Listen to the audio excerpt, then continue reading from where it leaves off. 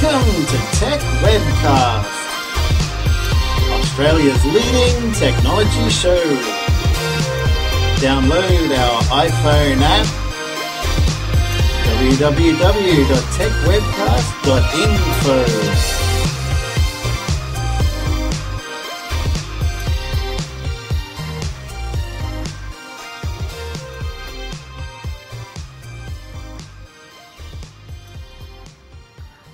Welcome to episode 136 of the Tech Webcast podcast, recorded on Saturday, the 2nd of July, 2011. Tech Webcast is recorded live every Saturday and rebroadcast on Aussie Tech Heads on Thursday nights at 7. Upcoming news stories later in the show. Facebook confirms launch event. Will it be awesome? HP jumps on the shaky iPad rival cart with the first WebOS tablet. Quickflix to buy Bigpond DVD arm, a tablet that wants to take over your desktop. And Google Plus code reveals an intent to unleash games and questions to the social world. Today's hosts are Brad, Jason, and Aaron. Google Plus is a new take on social networking by Google. Will it beat Facebook, or is it just another all-cut nobody cares about? We'll chat about that soon. How are you doing, Brad? Hey, Jason, how are you, mate? Welcome back after your holiday last week. Not bad, not bad. How's yourself? Good, mate. It's good. I'm going pretty well. How's your week been? Any news or anything you bought? Anything? Any new stuff? No, I haven't bought anything new, but just been mostly getting into this Google Plus stuff, which we'll talk about soon. Me too, as always. Trying it out. Thanks for the invite. All good, mate. All good. Just an off topic before we start. TiVo has actually removed the Sony, Sony Music thing off the Casper application. Have you noticed that, Jason? Oh yeah, I saw the news about that. I never used it anyway. So no, same. But hopefully they're going to add something a bit better when they replace it.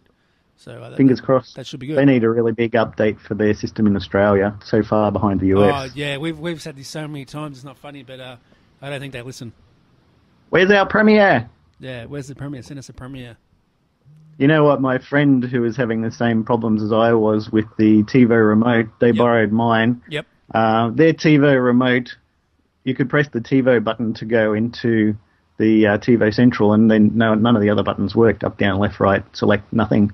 Really? And then with mine, the TiVo Central button didn't work, but early others did. So they borrowed both remotes for a while and were using one just to go into TiVo Central and then mine to switch around, but they went out and bought a cheap Logitech Harmony 300. Yeah. Works fine. Nothing wrong with it. Oh. So it's definitely the remotes that have got major issues. Yeah, it must be the mine remotes. And theirs. Yeah. Did you actually replace a new one? Did you buy a new one, Jason, for... No, well, if mine's faulty and theirs is faulty, then I don't want to buy another one because it's maybe faulty and my Harmony works fine, so I'm just going to use that. Okay, sweet. Okay, good stuff. I already paid for that one, so might as well make use out of it. Exactly right, mate. And also we've got Aaron from Oz Tech News. Hey, Aaron, how are you, mate? Hey, boys, I'm going well. That's right. And I take it you're being pretty busy, mate, during the week with all this news, all this Google Plus stuff and that sort of things, and next week with the Facebook announcement and... Yeah, well, I've been busy writing about it. That's for sure. Yeah, it's everyone's interested. It's funny how Google are following the exact same path that they followed with Google Wave with this one. How it's like invitation only. Everyone's dying for an invitation because everyone's talking about it, and I only hope that they don't make it last as long as they did with Google Wave, because it took about a full year before it was available to absolutely everyone to use, and by then everyone was over it. So, hopefully they've learnt from the past and they'll sort of get this into a public beta quite soon, you know? Well, it wasn't really built on that much, was it, Google Wave? No, They sort of released it, put it out there, and then let it go for a couple of years, and then went, well, that's it, no one's interested, let's get rid of it. It's a shame, though, because Google Wave was built by Aussies. Yeah. Oh, really? Yeah, it was Sydney, actually, in Sydney. It was actually a company that Google bought because they liked it. They thought it was an interesting idea, and so they bought the company, put it under Google's wing, and then just let them go. And they spent ages building that thing, and then ran into the ground because they wouldn't let anyone use it. Wow. So nobody knew what to do with it either. Was the problem? Well, I think there was no marketing effort behind it. It's like they depended on a viral effect, and that's risky. All right. Exactly. That's good. Now let's talk to Jason about Google Plus. Now, mate, what are you using it so far? You've used it. Google Plus seems to be a stripped down Facebook with a few extra options for posting status updates to only the people that you want certain updates to go to. So, your boss doesn't see you typing in, "My boss sucks and I'm going to have a day off, so screw him." Because if he's on your Facebook, a lot of people end up getting fired that way, as we've seen in the news. Yep. But if you're not too drunk, you might be clicking on the right button that just says friends to share this with, and not also co-workers. So you can create a circle of friends, circle of family, circle of co-workers, circle of gamers or WoW friends or whatever you like, and segregate people into different groups so certain people can only see certain updates, which a lot of people have said that should have been on Facebook for a long time. Hasn't been. They've sort of got groups, but it's not really the same thing. So this might be a slight advantage there, and I think a lot of people are over the spammy games on Facebook. Yeah, I agree. Everybody's on Farmville, and you log onto your account and all you see is Farmville. Yep. Someone sent you a rose or this or that, and it just gets too annoying. People just want a nice, clean news feed or information about their friends and things. So exactly. As there's no games on there, they don't get that. But as a news story says later, maybe there will be games. So let's hope they don't spam that out, and maybe they'll have another channel somewhere where they've got game information that you can hide or ignore if you really want to. Do you reckon this would take off, Jason, and people will leave Facebook for this? I doubt people will leave Facebook. They're too well integrated there with their friends, their family, their photos, their video, their crops. For want of a better thing. But people are well integrated in there. I think it might be an add-on, a plus, as like Google Plus. You use Facebook Plus. Yep. This Google one.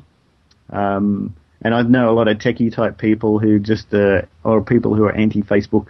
And also others who are worried about privacy might go there, but the thing that they have to be careful of is Google Plus also has a lot of privacy things. If you don't lock it down, you'll be talking to everybody about everything. And one of the things I noticed is that in Facebook you can tag somebody by putting an @ sign at the front, so I could type @Brad and it'll type in Brad Tech Webcast, and then I can tag him or you in the message. But with Google Plus, I can do that to anybody in the world who's got a Google Plus account, whether they want me to or not. So I did a bit of fun. I was just like, let's do some random tagging. Hello to plus BRI. Oh, here's a list of people called Brian.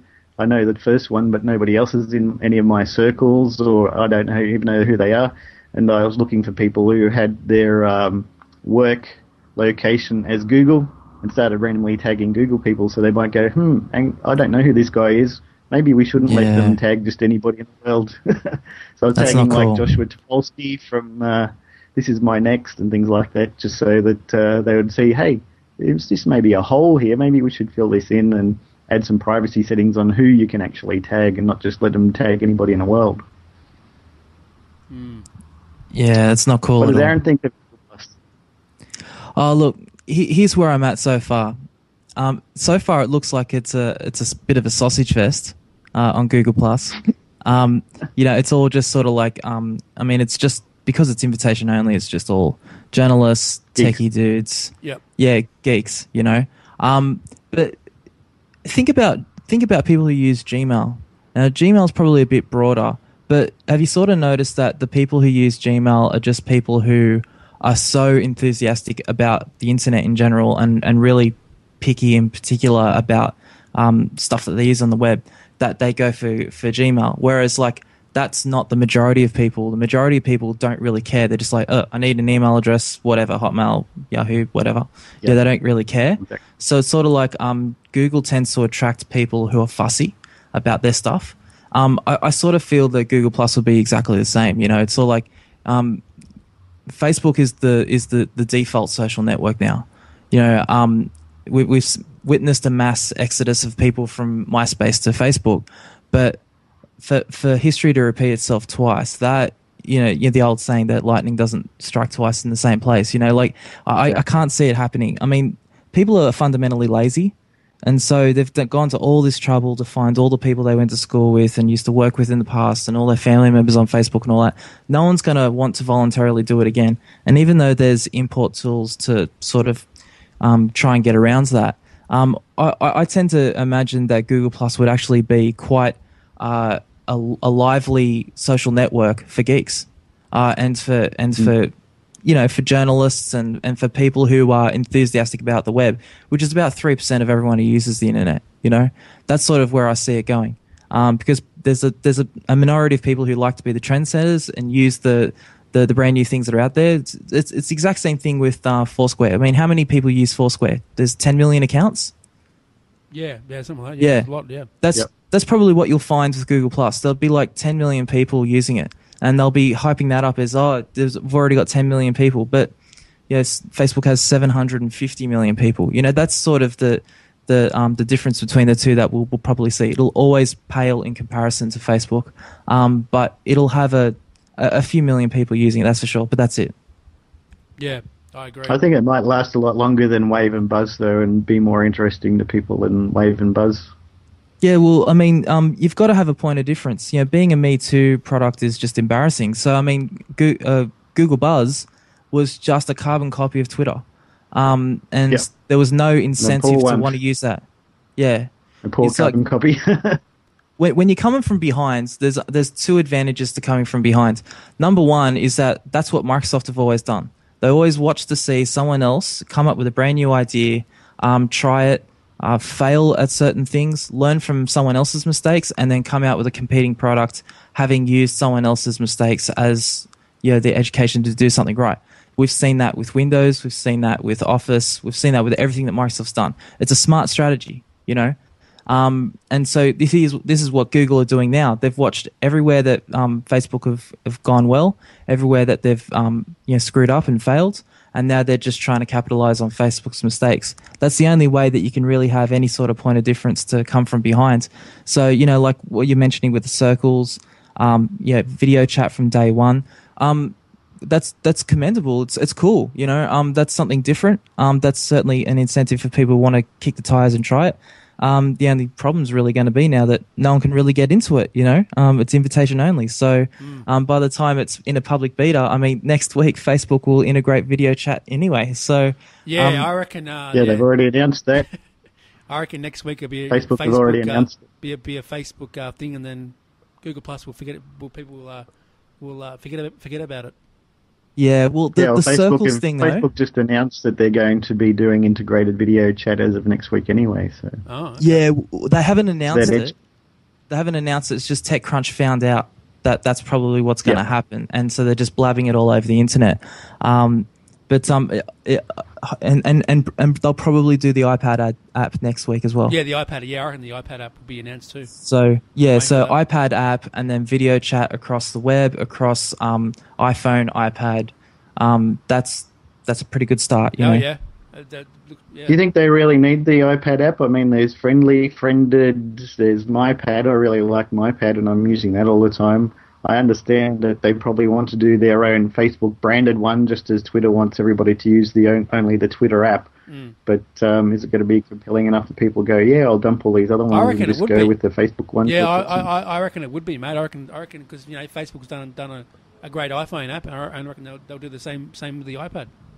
Yeah, it's there's a lot of complaints about the iPhone app. What's that? There's a lot of complaints about the iPhone app. Oh, okay. That's strange. Not working properly and crashing, and sometimes, like, I'll get a notification. 4 people have commented on something you posted. I go in there and it'll say no comments, and then I'll hit refresh and it'll say no comments, and so I have to log on with my laptop and go have a look. Oh, there's all the comments there. I can't see it on the Facebook app. Well, you may need a new phone. You're still trying to get me to get an iPhone 4, aren't you? I am indeed, mate.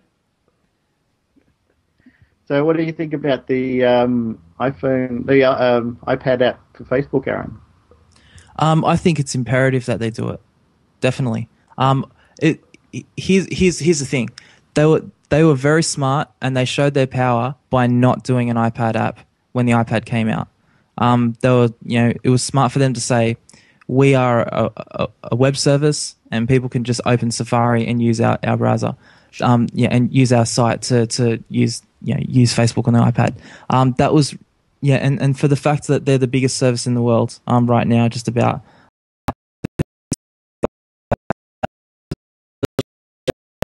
company. But with iPad 2 and with the camera on the front, and also with the native toolkit in iOS, it's almost as if like they're doing their users a disservice by not allowing their users to take advantage of the native features of iOS.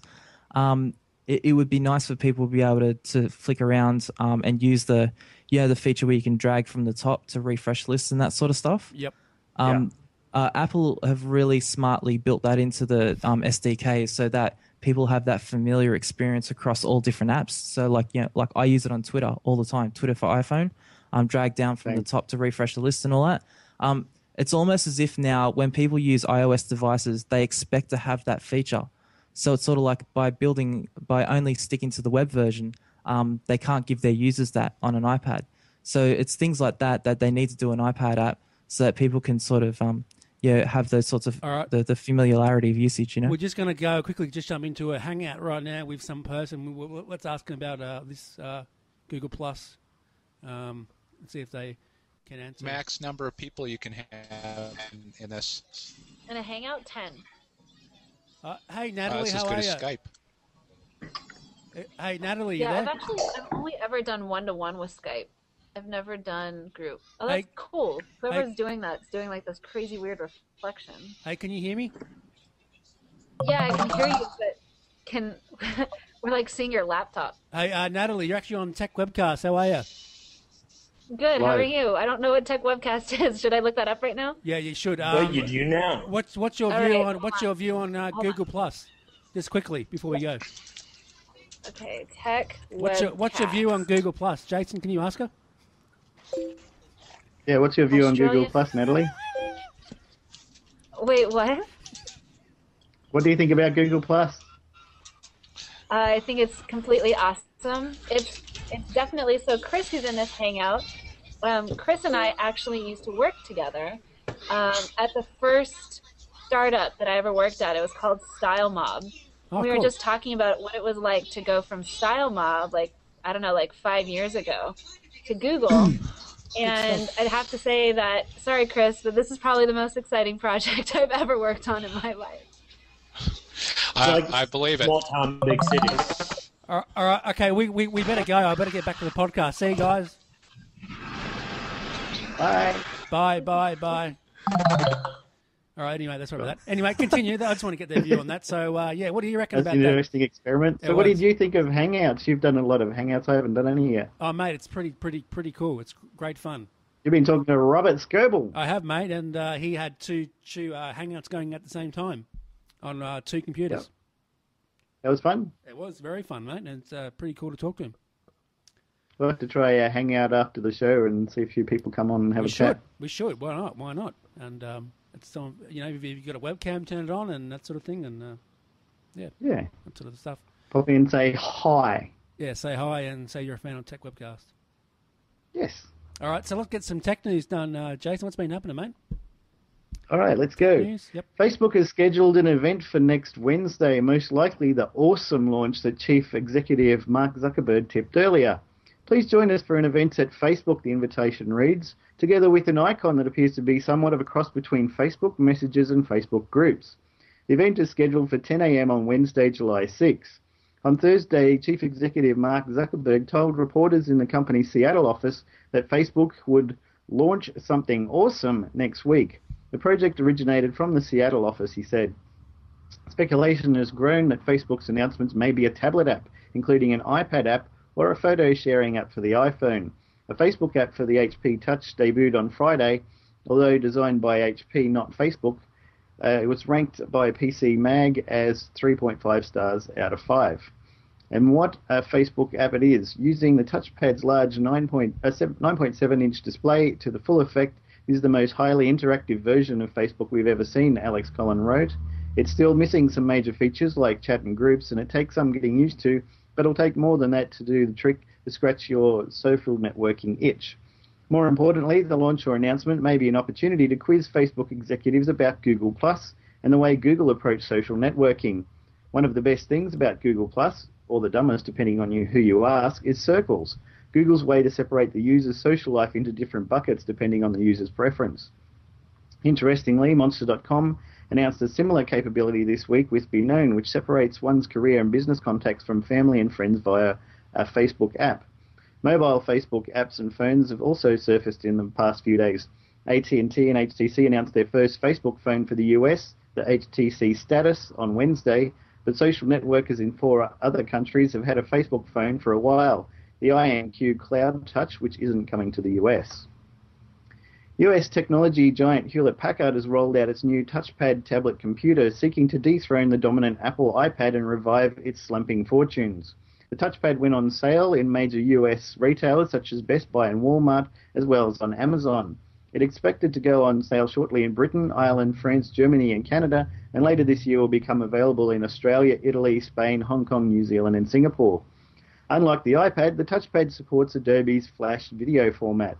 It runs the WebOS operating system developed by Palm, the mobile device pioneer that HP acquired last year for $1.2 billion. The touchpad debuted to mixed reviews, suggesting it will have difficulty challenging the iPad and its numerous imitators. ZDNet said that while the WebOS platform showed real promise, it was not as smooth as it needs to be, with occasional lags affecting the otherwise fluid user experience. Most reviewers pointed out the lack of tablet apps available, some saying the number was as low as 200, while iPad users had more than 100,000 to choose from. Last month, Apple said that it had sold 25 million iPads since releasing its first version of the device in April 2010. Apple released its next-generation iPad 2 in March. Besides the iPad, the market for tablet computers now includes the Samsung Galaxy Tab, the BlackBerry Playbook, the Motorola Xoom, and dozens of devices running Google's Android operating system. Telstra is likely to sell its Bigpond DVD rental business to Quickflix and focus on the digital side of its media business. Perth-based Quickflix, Australia's largest online DVD rental service, was placed in a trading halt yesterday, with Bigpond deal expected to be announced on Monday. The deal represents different strategies for the two companies.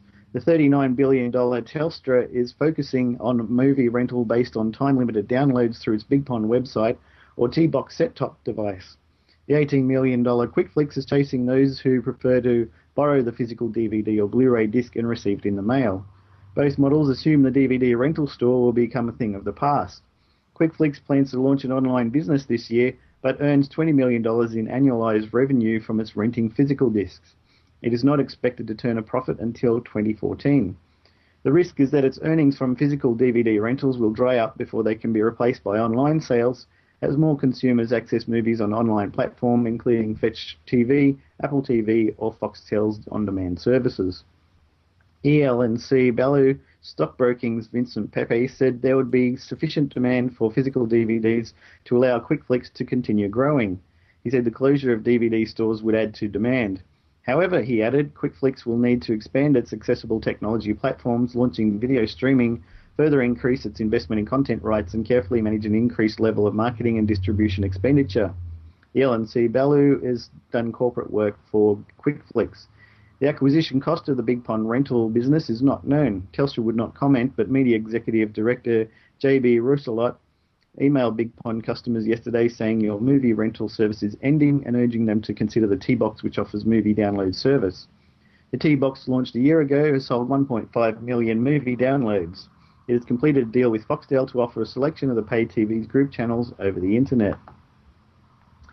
The latest entrant in the increasingly crowded tablet computing field, Cisco Cius, is bulkier than the iPad and has a smaller screen, 7 inches wide compared to the iPad's 9.7, but it packs a number of tricks of its own designed to woo business users. The Cius is designed to integrate closely with Cisco's voice and video phone systems, and it can even replace a desktop computer when docked to a new Cisco desk phone, which connects to a monitor, keyboard and mouse. The Cius tablet makes users' desktop number mobile, enabling a person to make and receive voice and video calls anywhere, if their company has a Cisco phone system. The tablet features HD quality cameras front and back and can be used with a Bluetooth headset for more private calling. The tablet can also be used as a desktop video conferencing device when docked on a special desktop phone and can smoothly switch between a Wi-Fi and a cellular network connection. The dock can also be plugged into a monitor, keyboard and mouse to act like a desktop computer. It can replace my desktop operating system, says Tom Puro, Senior Director for Cisco's Collaboration Technologies. The Cius runs Google's Android mobile operating system, which is used on a rapidly growing number of smartphones and tablets as well. The Android is open source, meaning it can be modified at any time by anyone for free, yet so far most companies have built gadgets running Android have tinkered with it little. The Cius, in contrast, features a radical networking of Android. This gives an IT department much greater control over what a Cius user can do. IT managers can shut down access to the Android app market to protect the company from malicious apps. Cisco has also created its own app store, App HQ, that contains only apps deemed stable and secure by Cisco. Companies can even create their own app store within App HQ and limit employees to certain applications or apps built in-house. A Wi-Fi only version of the tablet will be available worldwide from July 31 at an estimated price of $750. Cisco will sell it along with related services and infrastructure, so the cost to businesses will vary and could be as low as $650. AT&T and Verizon will each offer versions for their 4G networks this fall. A person can use the tablet's own OS or Windows, even via a virtual desktop that runs in the cloud, as Puro demonstrated at a launch event held in San Jose today. The tablet's powerful 1.6 GHz Intel Atom processor allows desktop-like performance when hooked up to a keyboard, mouse and monitor. Although iPads are showing up in workplaces, they can't offer the same integration with everyday tasks like phone calls and are limited to email, web browsing and video, says Puro.